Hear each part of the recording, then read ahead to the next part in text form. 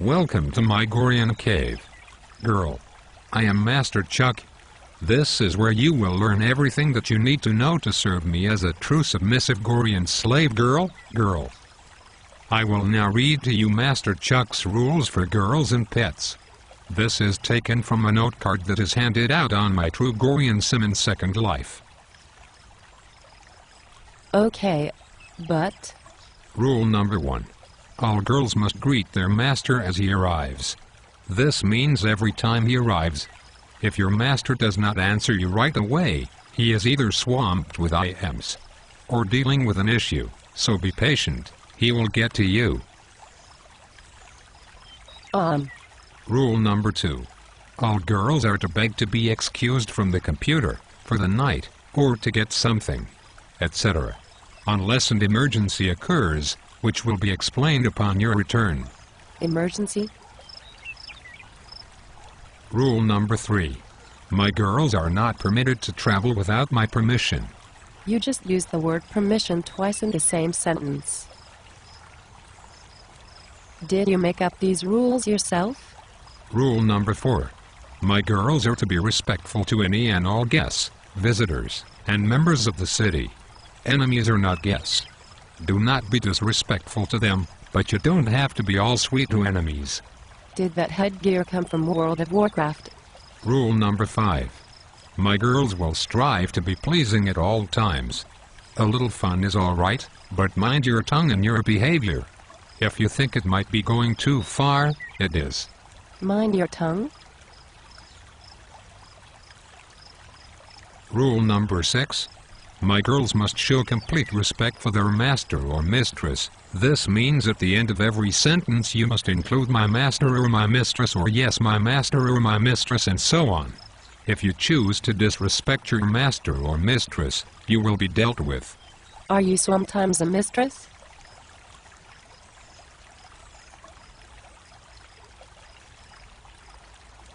Rule number 7. My girls must maintain a presentable appearance when off my True Gorean island. When on the island they can wear silks, kamisk, be partially or fully nude if no guests are on the island. Rule number 8. My girls must state their devotion to their master at least once a day and whenever asked. There are to be no short answers. What time is the DJ supposed to get here? Rule number 9. My girls must beg to help their master regularly. Is regularity a problem for you? Rule number 10. My girls must answer their master promptly when asked a question. If there is more than a 3-minute pause to your answer, I will assume you have left the computer without permission and you will be dealt with upon your return. Again, emergencies are allowed and will be explained upon return. Girl? Do you understand these rules so far, girl?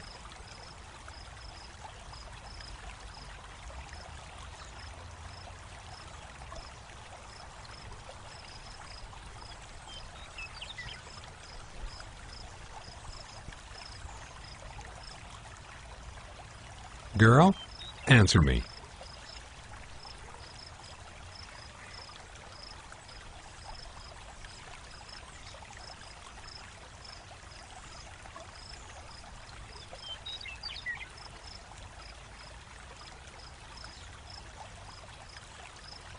Rule number 11. My girls must realize their master is busy and cannot always attend to them promptly.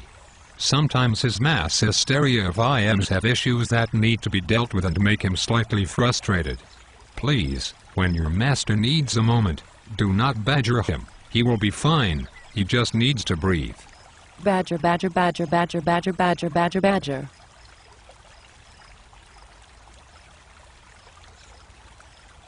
Rule number 12. You will remember real life comes first, always. But when you are here, you are my Kajira. This was the path you chose, so live it fully, embrace it and learn. Look, is anyone else showing up for this event? Rule number 13. Talk to me when you have a problem and we will work through it together. If you want to go to Earth, talk to me first. The color remains on. Yes, I do have a problem. I was headed to a St. Patrick's Day party and my teleport failed and I got dropped here at your cave. This is the second part in my Master series. There is no how do I word this? It's not quantifiable, is what I started to say. If you're a master and the stuff I'm going to explain will make sense and you automatically do it. If you're not a master at heart and only a masturbator, then the results are going to be that it won't matter. You just don't have what it takes. Um, Tarzan knew who he was when he said, "Me, Tarzan, you're Jane." He just knew who he was. Jane accepted it happily, and that's the Gore um, viewpoint that that women naturally want men that lead and know who they are. Me, Tarzan, you, Jane, and that they know their places. They call it the natural order. But if you're one of those people who grew up not being sure about who you are or where you're going or what you believe and not willing to stand for it, then chances are you'll never be a master. So the series will be worthless for you. But for those of you who do know who you are, where you're going, or at least you're discovering where you're going, um, then this series will help. And it just gives guidelines to basically get you where you're going in terms of being a master. And there's, like I said, it's not quantifiable though. A woman can sense it. A woman knows when you're a master, at least for her, because you may be a master for her and not for somebody else. And a woman will naturally follow it, as Norman, the one who wrote the Gore book, said. Let's go over this though. This one deals with part two, basically getting to know the slave. Um, One of the problems with people in Gore is the fact that they think that basically your job is just to fuck them, to look at them, to fuck them, and basically they follow you and do whatever you want. And that's not really what the books say. There's a lot more to it. Let's get in and quote one. It's a common observation even on earth that when one man's petulant and frigid wives, another man's, to be sure, a different sort of man's passionate, begging, obedient slave, magicians of Gore. That's why I said that maybe you may be a master to a particular type of person. One man's a frigid wife to another man can be a passionate, begging, observant slave. There is a biochemical reaction. Now, even though we are in Second Life, there still is that reaction. The woman's at home, she's looking for a certain type of guy. She responds both to your AV and your looks, but not so much, but to who you are as a person. Quote two, one of the pleasures in owning a girl is listening to her. And that is really the part that this one's going to emphasize. It's a great pleasure to become intimately acquainted with their expressions, thoughts, from the most casual and trivial to the most delicate and profound. Guardians of Gore, page 183. A lot of guys just fuck the girl and tell her to go sit in the corner. Really, in a master-slave relationship, if you've got a good slave, you'll want to get to know her. And that makes all the difference in the world, and loads of masters just don't get it, which is why a lot of these girls leave. There was a man who was a slaver yesterday that I dealt with. I think it was yesterday. And I wrote her and asked for her application because basically I'm a blue cast and I was taking her information. She said, "Don't bother, master, I'm leaving." So I went to the guy that owned her, who was a slaver, and I said, "What happened?" He said, "Well, she's leaving me because I'm not paying her any attention." Now, this is a slave. Theoretically, a woman that's supposed to be there to serve him, not herself. But her exact words were, "He's not spending time with me. He's not giving me attention like he is the other girls." So this is a big overlooked thing. A lot of girls leave because of that. Most masters incidentally enjoy talking to their slaves immensely. After all, the slave is not a mere contractual partner. Yeah, you bought her, but she's more than that. In effect, a business associate. Now, I don't know about you, but the girls that are with me, they work with me on every project I do. Um, they're a part of what I do. At least they think they are. In that sense, a business associate. She's a prized possession. She is a treasure, and she is all one's own. So, Blood Brothers of Gore, page 249. So she is more than just a slave. She's a partner. She's a treasure. And if you don't see her as that, she will leave. You'll lose her. No girl wants to be. And the girls can tell the difference. The masters that constantly criticize their girls, the masters that put them down. It's one thing to call her beast. I've heard men say, "Hey, come here, beast." That's fine. But it's another thing not to take an interest in your slave. She's here for role play just like you are. And I hate to say it, but slaves don't get the role play they need. They talk to each other, but free women and masters tend to ignore the slaves. And if you don't give her attention, she's not getting what she needs out of this. And she came in to serve and to be somebody's slave, not to sit there and just be told how bad she is. All right, quote, "You are already beginning to sense the beginnings of your slave fire," I said. She looked up at me and put her head down. Quickly, she clenched her small fist. "Speak," I said. The fire's already begun to burn in your belly." "Yes, master," she sobbed. "Good," I said. She put down her head, sobbing. How helpless one must feel at times, I thought, as a female slave. But such admissions are good for the development of their character and their discipline, too. It's good for them to admit that they're your slave. It's good for them to admit that they are a slave. Then it helps them understand who they truly are and who is master. Magicians of Gore. So you need to constantly remind them by little things you do that you are their master. They want direction. They want to know what purpose, what are you trying to do? A directionless person, a woman does not want.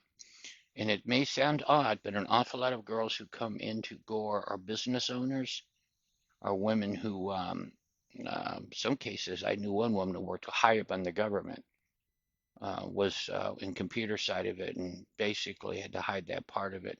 But she held a lot of responsibility inside the U.S. government.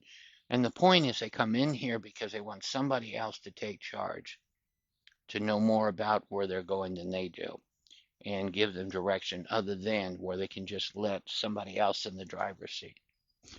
Okay. And a lot of men don't get that. And you need to give them a sense of direction, why they're with you, and what's going on. If you can't do that, again, they'll move on. Now, quote, "It's not uncommon for masters to pride themselves on the depth in which they know their slave girls. This depth is far greater, in my opinion, than that which the average husband of an earth knows his wife. The slave girl is not simply with whom a man leaves. She's very special to him. She's a treasured possession. He owns her. He wants to know her profoundly, deeply. The background, the history, the mind, the intellect, the appetites, the nature, and the dispositions." Excuse me. There we go. If he's living article of property. For example, it's common for a master to force his girl to speak at length and in detail on the secret sides of her nature, explaining and elaborate on her fantasies if she is literate. She may be forced, naked, collared, and even on her knees for a small table, sometimes with her ankles shackled to write them out. This supplies the master, of course, with abundant material may be used to use her further, more helplessly as this girl attempts to deceive her master.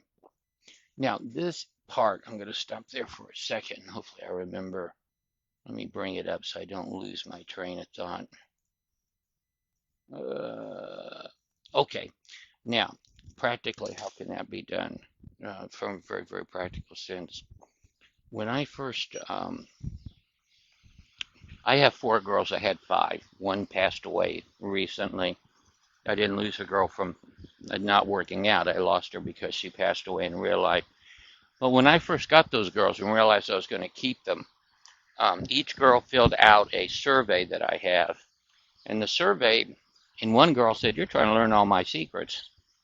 But it dealt with things like, there's 2 things I look for that I feel like a master needs to know. Is the girl a real life slave or a role play slave? And there's a huge difference. And the survey helped me know that. It let me know if they've actually done certain things. In some cases, I found out that they went to clubs in real life where they did things like got whipped, chains, did service, things like that. In fact, all my girls have. And that's important information because it'll let you know how to bring out A, their slave part, B, how to deal with them. Now, if they're not a real life slave and they're role playing, and I mean slave in the heart, It doesn't mean they're sitting at home on their knees with their husband in real life. But if they are a real life slave in their heart, you need to know that if they're not a real life slave in their heart, then what you've got is a role play slave who will probably buck you a little bit, who really doesn't understand the role very well. And it really comes across in IMs where you have somebody saying, well, that's my role play. We're OCC right now. And then start making comments that are totally inappropriate. So I give my girls a paper and they go through and they filled out their fantasies, what they've done in real life, what they like, what pet names they like to be called when being used, what pet names they don't like to be called. I haven't found a girl yet that wants to be called a cunt, which is interesting, but not one. And I've surveyed over, 40, easily 40 girls. And the point is that this is all information to be used later. And every one of my girls I've done that with. Now, if you don't have a form like that, contact me. I've made plain. I'm Abraham Jacobson inside in Second Life Gore. But the point is, contact me. I'll get you that form. But there's a lot of them out there. I would not FC a woman without that form. It is free companioner. It's very, very important to know who you're dealing with. But yeah, I still remember one of the girls saying, you're trying to learn all my secrets. And that was true, because like this, and that's very, very much by the book, and that's why I'm reading this for you. What I was doing was exactly what the book talks about. Just a lot of men don't do it. Okay, let me move on.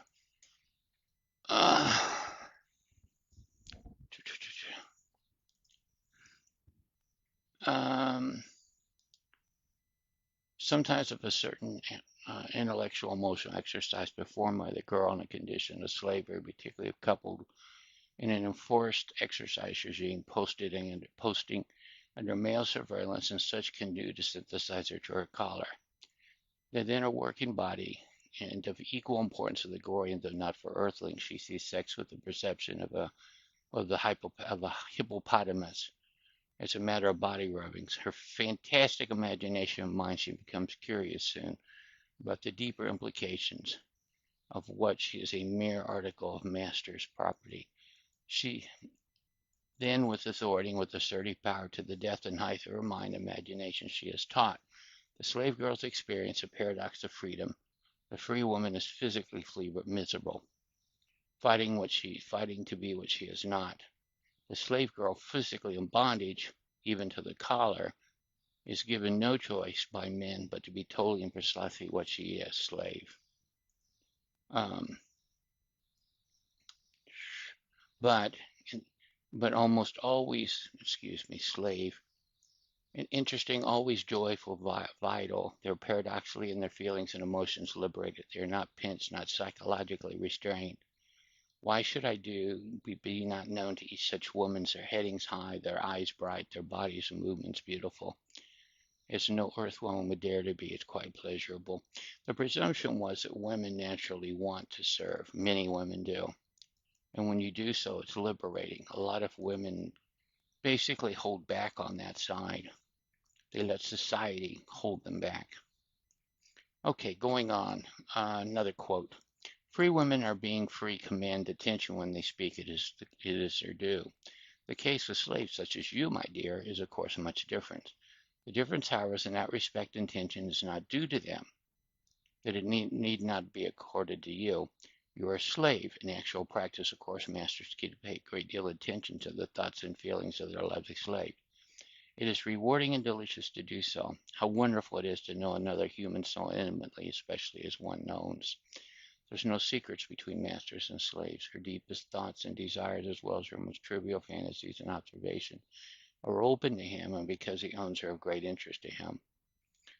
For what it's worth, the most intimate and deepest loves I have ever known between masters and their slaves, and that between loving masters and their love, and between the love masters and the love slaves. The woman is still a slave. She said, yes, I'm totally and categorically. She may be sold if you will. The attention of such a girl obtained, she says, needs not be accorded her. No, I said, it's a gift of the masters. Explorers of Gore, page 354. And the last one.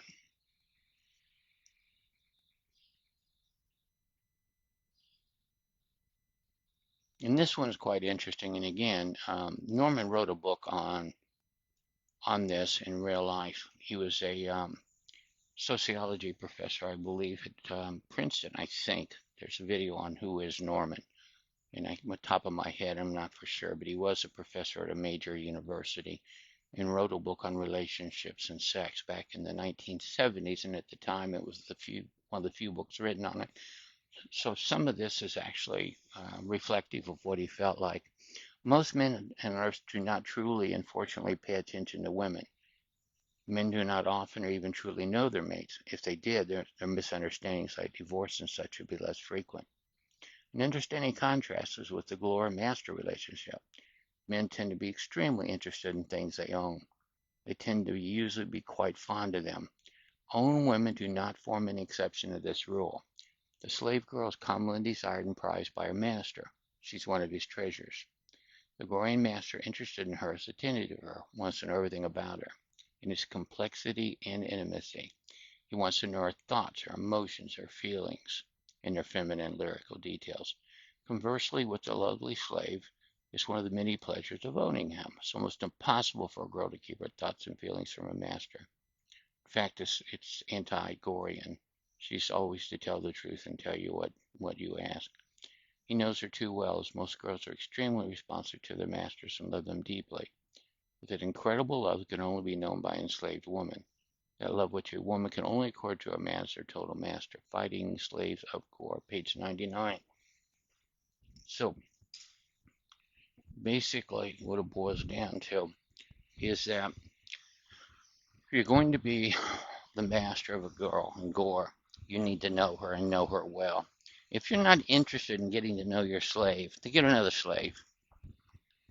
Because I told you this other guy was losing, and he's a slaver, and he was losing his slave because she felt like she wasn't getting attention from him, that he cared more about the other girls. Slave or not, she wants attention. She wants to feel like he cares about who she is. And I suggested setting aside a time for her, a date night per se, a time where they're just both of them together. And he said he had never thought about it, and he's been in Gore for years. So that's a suggestion. But get to know your girls. That's it for this tape. I'm going to do another one until I get done. There'll be several of these. But again, this is a key to being a master. The master cares for his slave. The slave senses that caring. And a woman that senses that is willing to do anything for a master, but she has to sense his heart and that he truly cares. And one way he does it is by asking her questions. Depending on the relationship you have, some girls will start sharing real life details about who they are, or at least you'll get an inkling of who they are. Some girls, that's walled off. You can't ask anything, but they still want to share who they are, even if that's true. So anyway, take care and happy journeys.